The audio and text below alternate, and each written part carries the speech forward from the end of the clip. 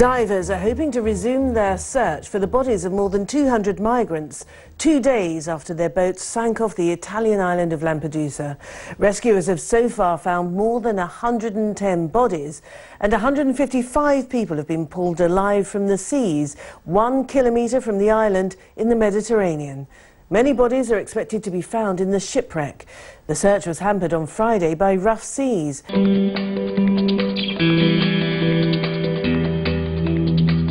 It's estimated that 300 people have died in one of the worst disasters of Europe's immigration crisis. More than 100 dead bodies have been recovered, and at least 200 people are still unaccounted for. Italy has held a day of mourning. Its foreign minister says the rest of Europe must help. This is not something which is our problem alone. It regards all of Europe. Europe must decide whether it intends to defend the boundaries it's drawn with the Schengen Agreement. We will continue all day and all night until we are able to bury these bodies. New video has also emerged of rescue workers pulling survivors to safety. Italian authorities are investigating why the boat, which had engine trouble, wasn't reported in the area before it sank. More lives could have been saved. From their initial interviews with survivors, aid workers say the migrants, mainly from Eritrea and Somalia, assumed they'd reached safety when they saw the lights of Lampedusa.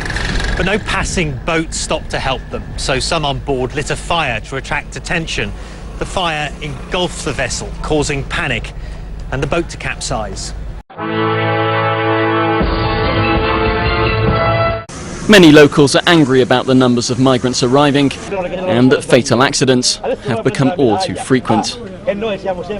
It cannot continue like before, otherwise there will be other bodies again in the future. In Rome, these senators joined Italians across the country in observing a minute's silence.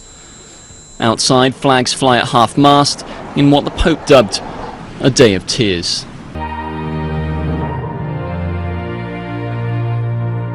The treacherous journey on unsafe boats is a risk that many are willing to take.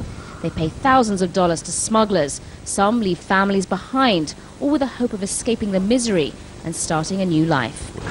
Well, this boat arrived in Lampedusa shortly before the tragedy took place. It was full of migrants. As you can see here, the belongings are still here, life jackets, clothes, telling a story of lives forced to flee in a hurry.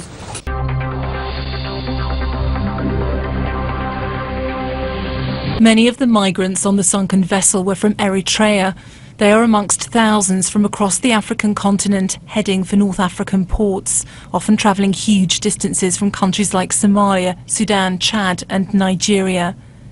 The migrants left from the Libyan capital Tripoli, aiming to reach the Italian island of Lampedusa, just 70 miles off the Tunisian coast. In 2011, 61,000 people arrived in Italy from North Africa. In the same year, it's estimated a further 1,500 died whilst trying to make the journey.